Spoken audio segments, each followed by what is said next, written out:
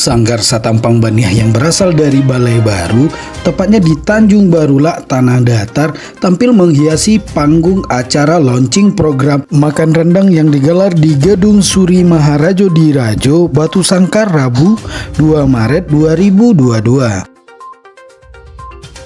Saya Roni Fernando, pelatih dari Sanggar Seni Satampang Baniah dan juga komunitas Talempong Wayang Pagoluyung, yang hari ini mengisi acara di Gedung Nasional bersama pemerintah Kabupaten Tanah Datar. Untuk acara ini sendiri kami juga ini belum sering juga tampil di event kabupaten di Tanah Datar. Namun kami sering dipakai juga di luar, kayak di gubernuran, di luar negeri, sampai kami di luar Sumatera juga bisa. Untuk konsep kami sendiri itu tidak jauh-jauh dari Minangkabau juga. Terkadang jika permintaan ini kontemporer, kami juga menggabungkan dengan musik-musik modern agar tidak monoton dan mudah dikonsumsi oleh semua kalangan masyarakat. Dan untuk harapan kedepannya juga kami mau bersinergi dengan beberapa event-event di dalam provinsi maupun luar provinsi Sumatera Barat, ya, guna untuk melestarikan seni dan tradisi Minangkabau khususnya di Sumatera Barat. Benar sekali yang disampaikan oleh Adinda Roni. Sesudah ini kami akan tampil di acara-acara Barale.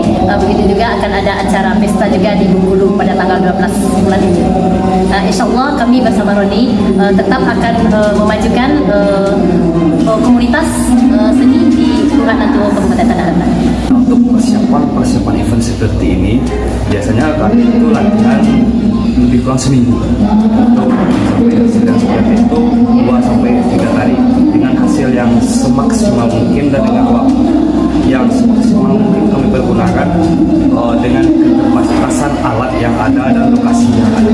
Keterbatasan alat dan lokasi tempat latihan tidak menyurutkan semangat dari pimpinan, pelatih ataupun anak-anak sanggar yang notabene milenial Tanah Datar, mulai dari tingkat SD, SMP, SMA ataupun mantan mahasiswa.